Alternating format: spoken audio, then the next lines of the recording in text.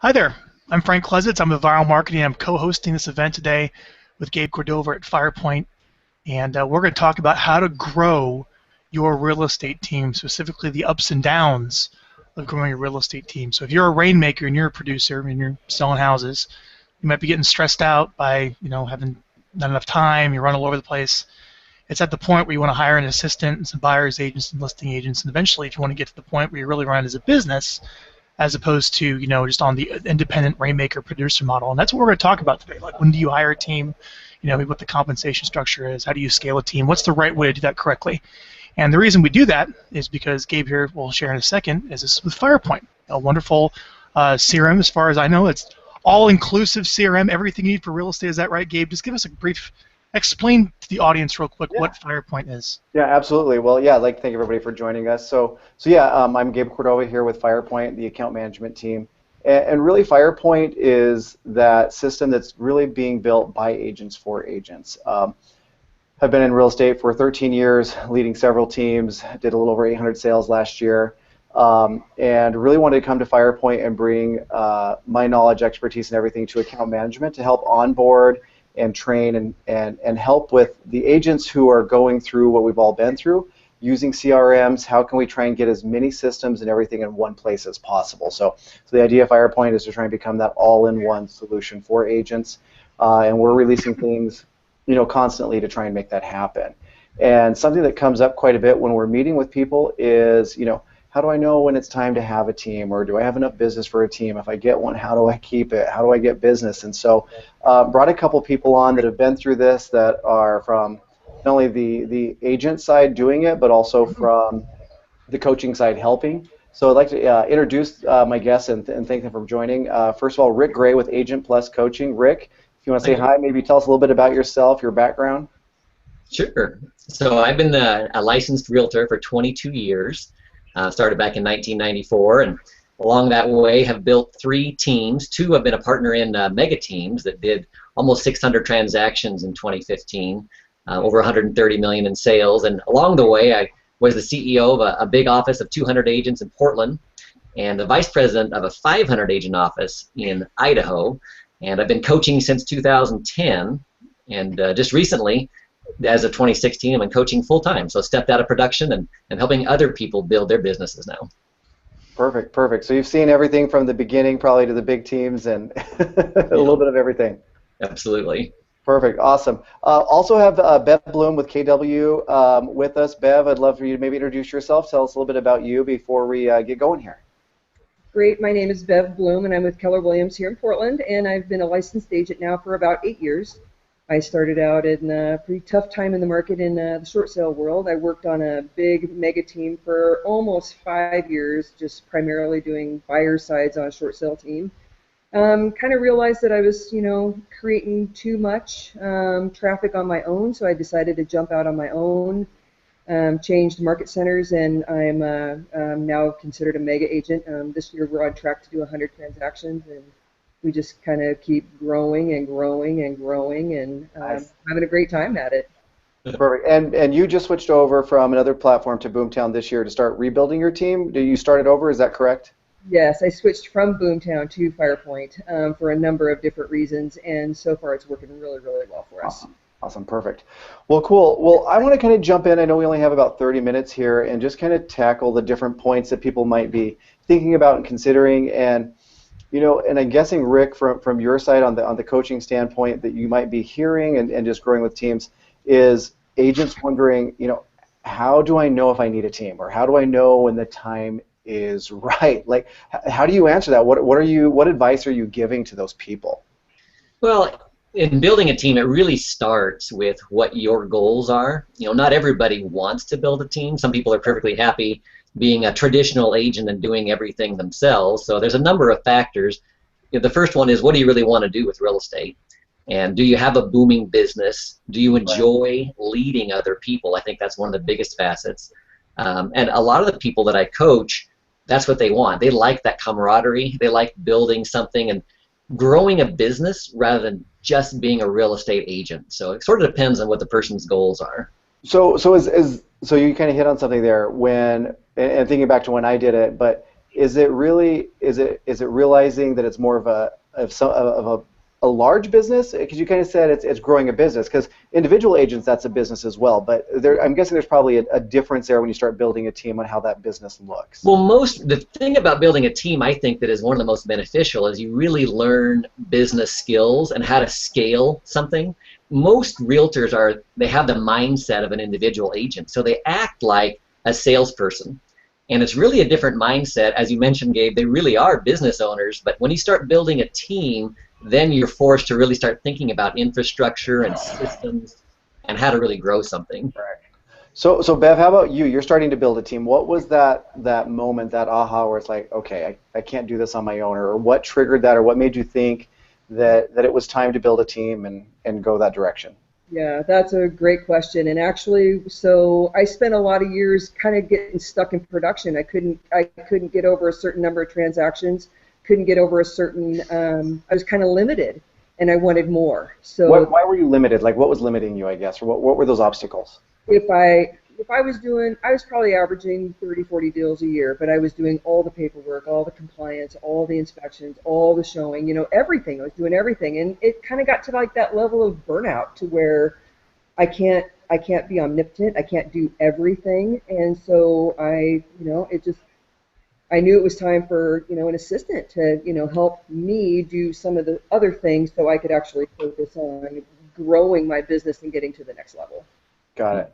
I know, thinking back, I remember when I was doing it, and if I'm being perfectly honest, it got to the point where I wasn't returning sign calls. I wasn't responding to, no, it's terrible to say, but people were calling on my listings, and that was a disservice to my seller. Referrals were being sent, and I found myself, there just wasn't enough hours in the day. There are only so many hours between 5 and 8 p.m. to go show property to one set of buyers, and I started realizing that, you know what, keeping all of that to myself, if it fell through and it didn't happen, was way worse than building a team and sharing that and building something else. So it's that whole mentality, I got to keep it close, but it didn't really make sense for me. And finally, somebody's like, why don't you build a team? It didn't dawn on me, but I started looking at how much business I lost, and it was like, okay, well, yeah, I need to build a team. Well, both. Then what? One thing, Gabe, you just said, and Bev mentioned it as well, is you both grew teams, and that's the most successful way to do it, is organically. You grew it because you had a booming business, and there wasn't enough of you to go around, basically. Right. I've seen people try and do it the other way, which is, if you build it, they will come theory. And I'm going to build a big team, so I'm going to hire you, and put everything in place. That doesn't ever work. It doesn't work as well. Well, okay, so we've got people probably listening, or they might watch this back, and they're like, okay, yep, that's me. I'm not returning sign calls, or I'm not leveraging my past clients. We're always chasing that new deal. There's definitely room here to build the team. How do we find the right people? Where are we going?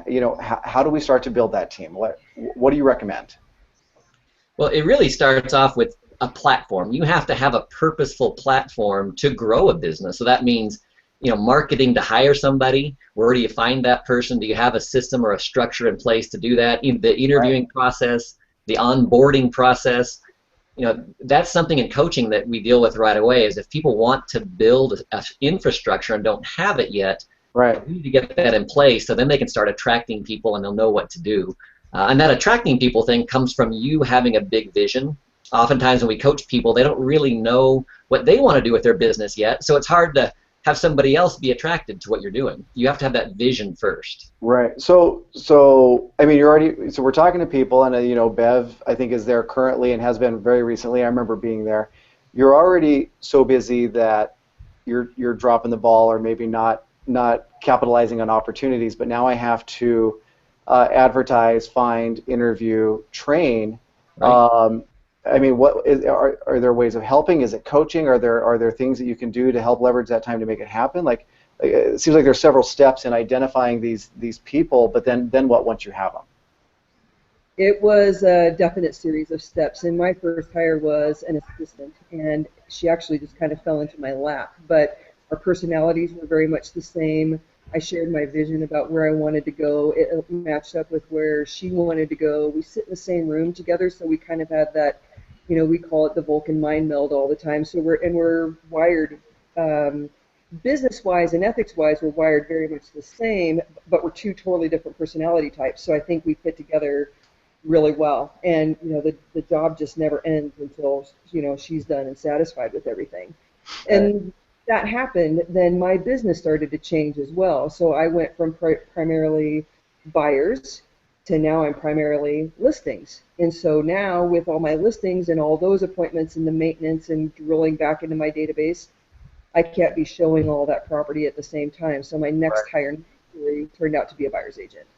Perfect. So Rick, is that a great way to do it as far as if you're starting to build and you have to hire a buyer's agent and an assistant? Do you get that assistant in place first so that they can then help with the training coming on, or do you get that buyer's agent first so you can start capitalizing on those deals? What would you recommend for somebody thinking about starting to build that team? Yeah, definitely an assistant first. The first hire anybody should make is in the administrative side. If you think of your business having a sales side and an administrative side, the first step is just to make that decision. As Bev said, when she got so busy and she decided, to bring somebody on board. Once you make a decision, everything then changes. The more we sit and think about things and contemplate, the longer the current situation just perpetuates. So it's really about making that decision that you need help because you've got a business that's growing. You're not able physically to have enough hours in the day to handle everything.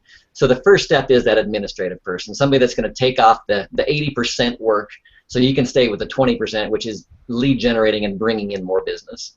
Right. Yeah, absolutely. Well, and Bev, I'm guessing. Oh, go ahead, Bev. I'm sorry. It took maybe 2 weeks after that hire to actually kind of sit back and breathe and go, man, I kind of got my life back.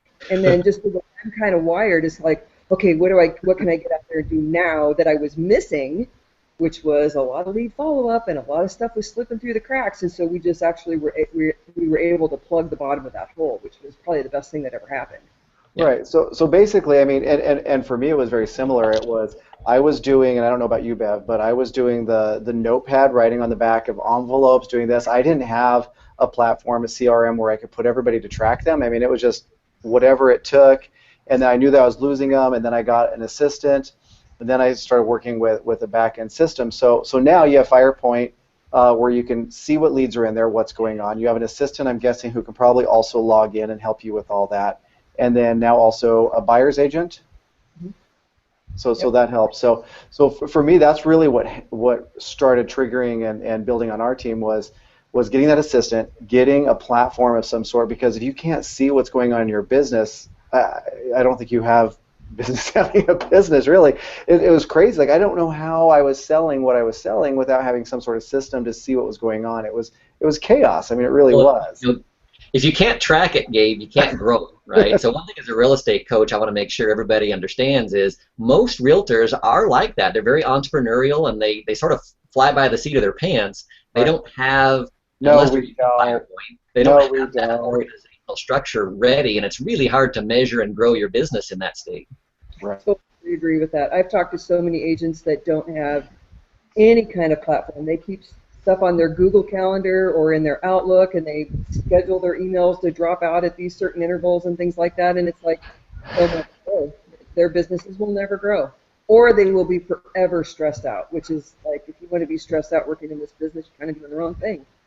Yeah.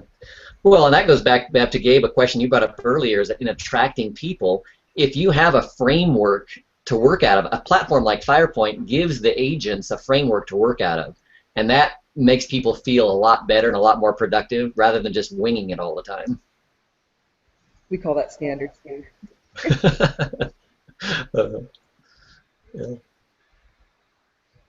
Cool. You there, Gabe? I think we lost Gabe. We lost Gabe. His screen is frozen. Let's talk about compensation. So, financially, when do you know you're ready to hire your first assistant? Rick, I'll have you take that one.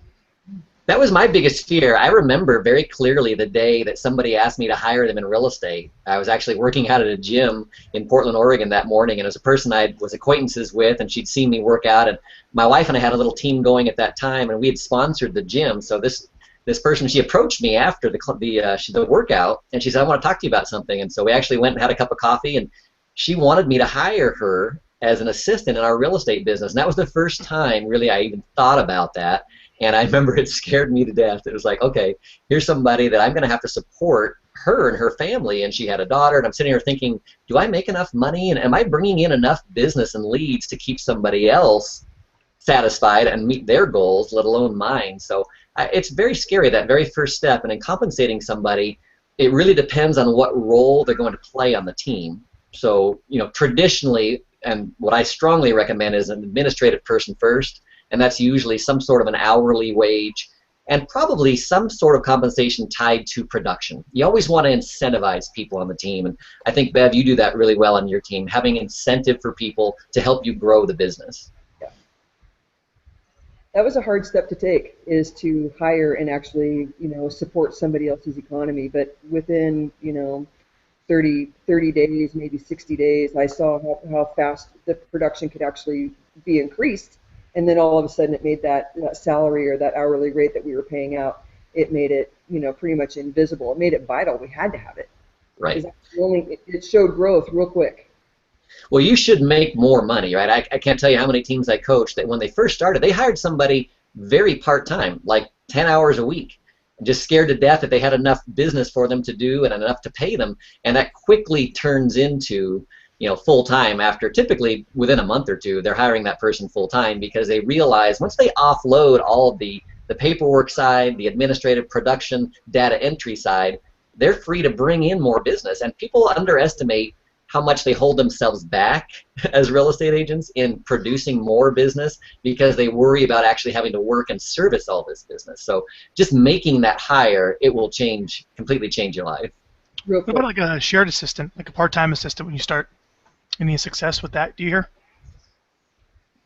Share, you know, I've seen teams do that. People share specifically a transaction coordinator. It's pretty common. They'll pay a transaction coordinator per transaction itself. It's like a project instead of hiring them full-time. And that's a great first step. And I highly recommend people that are starting to feel busy and starting to maybe get a little overwhelmed, get a transaction coordinator to do a lot of the back-end stuff after the offer is accepted. So yeah, that's sort of a way to share somebody, because usually a transaction coordinator works for several agents, but that's sort of a baby step between not having anybody and then hiring somebody full-time to work on your team.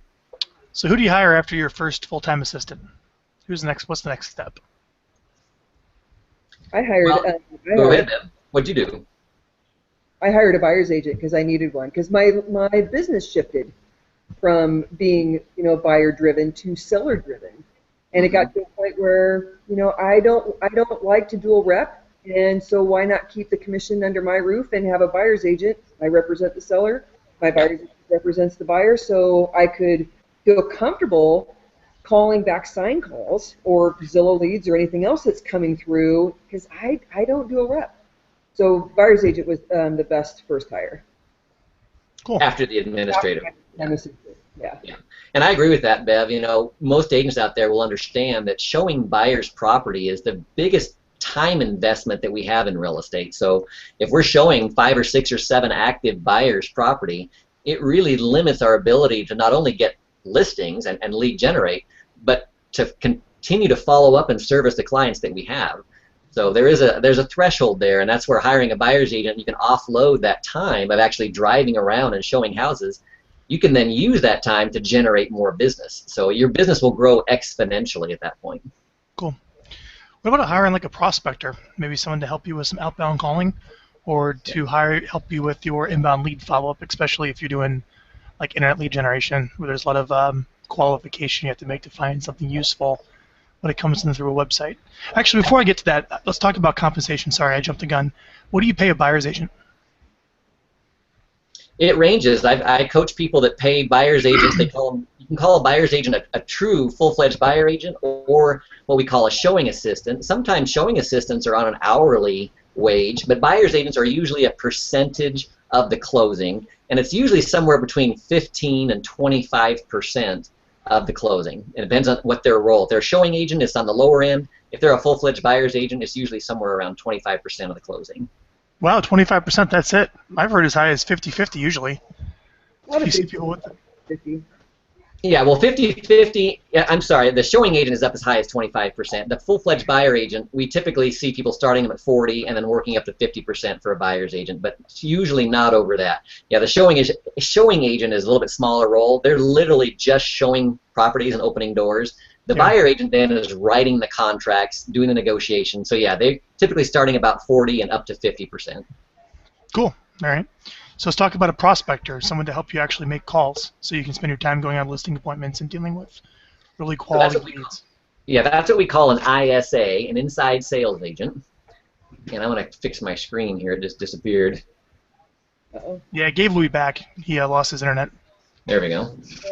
So, yeah, an ISA, I love hiring ISA. In fact, the last team that I was managing, we had 3 inside sales agents that were really out there to just schedule appointments for the listing agents and the buyer agents. So they got compensated 3 different ways. One was on an appointment that they set that actually happened. We gave them a spiff, and you can vary it, but I've seen it typically it's about like $20 for setting an appointment that actually gets gone on. And then another $20 if you sign a listing or a buyer rep, if it turns into an actual client. And then usually the biggest spiff is when it closes. So we were paying $200 to the ISAs when we had the closing. And then we also start them on a base salary, and that ranges anywhere from $500 to $1,500 a month base, plus those appointment setting and closing bonuses. Cool. Do you recommend they specialize, like someone does straight outbound or inbound, or they do both? Absolutely. Outbound, inbound? Yeah, our ISAs specialize, inside sales agents again, they specialize in just making outbound calls, and we had the agents themselves field the sign calls. And eventually we did promote one of the inside sales agents to just a lead coordinator, and she answered all the inbound calls and sign calls and then routed it to the right agent. Okay. So one of the things that you're going to see when you're building a team is, you keep all the profit for yourself when it's just you. So what? Maybe, you're keeping 70% at least of the money of the 100% being commission. 70% of it goes to you, less some basic overhead, MLS dues, other expenses, right? But as you bring on more people, the percentage of what you net after all of your costs goes down, sure, but you get a little bit more leveraged, right? So you're getting paid for more what you own as opposed to what you do. Are there target net profitability percentages that someone should be looking for as they scale up their business with more hires? Like, what's a good percentage of money to bring to the bottom line after expenses, after you pay everybody for yourself? Well, our experience, Bev, you can talk to this too, of how your team does it, but in the people that I coach, they aim for 40%. 40% profitability, and most of the teams that I'm coaching are within 5% of that, either a little bit better or a little bit less. So yeah, as you grow as a business, the good thing about it is your role gets smaller and more focused, and there is more money coming into the business, but your percentage of profit will go down to a certain degree. I shoot a little bit higher than that. I want my bottom line to be about 50% after everything's all paid out, but I don't know that I'll actually grow my team to that level, or to. I'm a more of a relational realtor based on just trying to get the traffic out of my database rather than use ISA OSA model. It's a huge model that's very, very, very popular here, but I don't want to be that agent that is like harassing people to list with me. I want to just I want to be more relational, but so my team will actually get larger that way just based on that model, because we believe, we've done all the calculations to find out how much GCI or gross commission income is just in our sphere. So I tend to follow that model a little bit more, but I shoot for at least a 50% profit margin off what everybody's doing after all expenses are paid and taxes. Well, Gabe's back. You said, Bev, you're going to say real quick, I want to mention, you said you're relational, and Bev is a great relational real estate agent who really cares about her clients, and that's, I think, a big fear that people like Bev have, and agents that are out there that they pride themselves on a really high level of customer service. They say, well, if I grow a team, my service level might drop, or people might feel like they're just a number now going through a system, and that's where having a CRM or a system, a platform like Firepoint is so important to allow you to really manage your clients. And I'm a firm believer, I've experienced it both ways, you can actually take care of people better with a team than an individual agent can. Yeah. Now, who's calling them back when you're showing property? You're an individual agent, right? Yeah. Exactly. So Gabe's back. We were talking about net profitability margins as you build a team, where for most teams you see a net profit of maybe 40%. Bev likes to get as high as 50%, which is possible to do. Right. So those are your big expenses as far as growing. You obviously have to pay your administrative support staff. You have to pay a percentage of a split to your buyer's agents we talked about, and ultimately listing agent when you have too many listings, but not too many people have that problem, right? I think your biggest expenses are going to be salaries. So we talked a little about that. Then you have marketing. So why don't we spend a little bit of our last time on, how do you scale up marketing for your team? Do you just expect all your agents to get their own leads? Do you provide them leads, and how do you make that profitable? What are your thoughts on providing leads and paying for leads, Rick, with a team, and how do you look at your marketing budget, and how do you run a marketing budget when it comes to building a team? Well, that is the biggest expense, salaries of your employees and your marketing budget. One of the attractors of a team, besides the camaraderie and hopefully the big vision that the team has, which attracts agents, is of course leads. I mean, that's one of the main reasons that a buyer agent would consider being a buyer's agent. It's like, well, I can generate leads on my own, but also I'm going to get leads from a team. And from a team standpoint, we want agents to continue to generate. We want to build those good habits of follow-up, lead generating, and getting referrals, because that's the easiest source. But yeah, we have typically a big team has too many leads to be able to service, which is why they're growing in the first place. If you don't, then maybe we shouldn't be growing yet at that rate. But a team should have either an open house schedule, a marketing plan. Our teams used to do radio. We've done a lot of different things to generate business, and then those go out to the agents to work. And in that scenario, everybody wins. The agents are getting business they would not have received otherwise, and the team is able to continue to market and spend more money to bring in business, knowing that it's going to get served and it's actually going to come to fruition.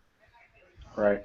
Well, and I think also, Rick, and tracking that, I think that in real estate, at least I found it really easy, and Bev, you can give us your opinion, but it's really easy to spend money on lead generation. There's a million companies out there wanting to take our money that are promising leads, and literally every time you turn around, there's another phone call saying, do it.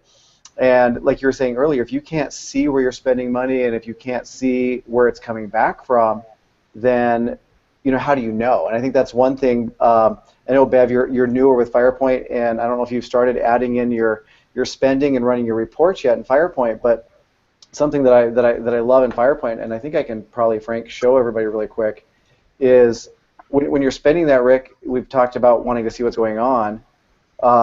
In Firepoint, this is our reporting section here, where I can literally go in, see where my closings have come from, my ROI, what's going on, but I can quickly see on a company dollar, because I'm putting in my spending and tracking all my leads, how much money came from company dollar from Zillow, $78,000, from Barbara Corcoran, $54,000, from Firepoint PPC, $47,042. So what's really nice about Firepoint is you can literally go in month by month, put in your spending and all your different lead sources, and go in, and because we're tracking everything for you, you can literally just go in. All right, in November 2015, I had how many buyer closings, how many seller closings, month by month, and actually look at what you're doing. And I've just got a few of the lead sources and stuff selected in here. But it gives you that overview to really look at what's going on in your business. And I think that's crucial, because if you don't know where your money's coming back from, how do you know where to keep spending it? And Bev, I'm sure your agents, I want leads, but they probably want leads that are converting, right? Exactly. So our main lead sources are Zillow and our social media, our sign calls, obviously, because we're getting a whole lot more signs in the ground, not just mine, but a lot of Keller Williams is getting more into the area. But I do a lot in just my local, kind of hyper-local marketing, but we track everything, and unfortunately right now I'm tracking it on paper, but I will be getting it in Firepoint. We're going to have your account manager reach out to you so we can get it all in Firepoint for you. We uploaded not too long ago, so we still have some cleaning and rearranging, and that's going to be a really awesome feature. It's kind of like one-stop shopping to be in Firepoint, actually. Bev is really good at that, and most realtors are not really good at keeping track of, like you said earlier, how many realtors out there just throw money at the wall hoping that something's working, but they don't really know or understand where their business comes from. So having a platform like Firepoint where you can just input everything, or have your administrative person, Bev, input everything for you and track it as a team, though, that is super valuable. Again, that business mindset and really knowing where to spend your dollars versus just I'm trying to do the best I can all the time, which is the salesperson aspect. And like Bev said, a lot of her business comes from sign calls. But if she's had the same struggles that I've had in the past with business, is getting the agents to answer their sign calls. Well, if you're tracking those where they're coming in and you see the closings happening, and all of a sudden you can say, well, hey, last month we had this many sign calls, this many were answered, and this many closings. All of a sudden they can see the dollar signs clicking, and then they know. So all of a sudden there's value by just tracking it. So yeah, I think that's huge. I know Frank's probably trying to wrap us up here in just a second or open up for questions. So, but no, it's huge. Excuse me.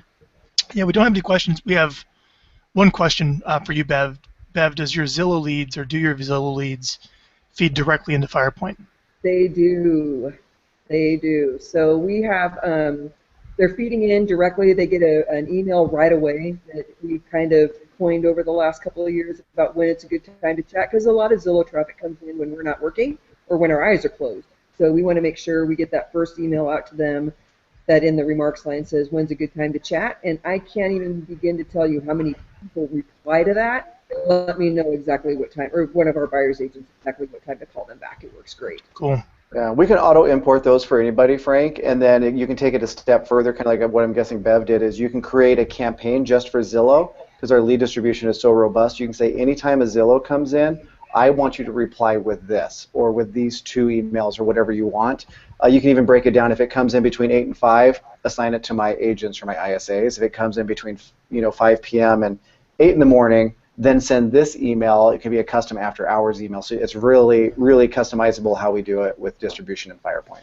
It's fantastic because Zillow has a concierge service right now, but you have to spend X number of dollars to get that. But now we took the control back, so we don't actually really need to use that because we're already customizing and building the response when those leads drop in. Works really well. Cool. Well, Gabe, tell people how to get involved with Firepoint. What should they do? Just go to firepoint.net. You can read about us, all our pricing, everything's right on the website. You can schedule your live demos right there, and you can look it up. And one thing that we're really proud of just what we're wanting to bring to the table from the account management and the experience. All my account managers that are working with everybody are ISAs or agents that have either worked personally for me on my team or that I'm now training, so that it's really when you're talking to somebody, they understand what you're going through. So when you call in and you need lead distribution, they actually know what that means. They know what responses are and stuff. So yeah, firepoint.net, check it out. And and if you're thinking about building a team, Rick over at Agent Plus Coaching, I think it's agentpluscoaching.com, right, Rick? Yep, agentpluscoaching.com. That's right. Yeah, I mean it's crucial. And I don't know, Bev. I mean, quick for Rick, but had I had a coach the first time I'd set up a team, I think I would have done things a lot different than what I did.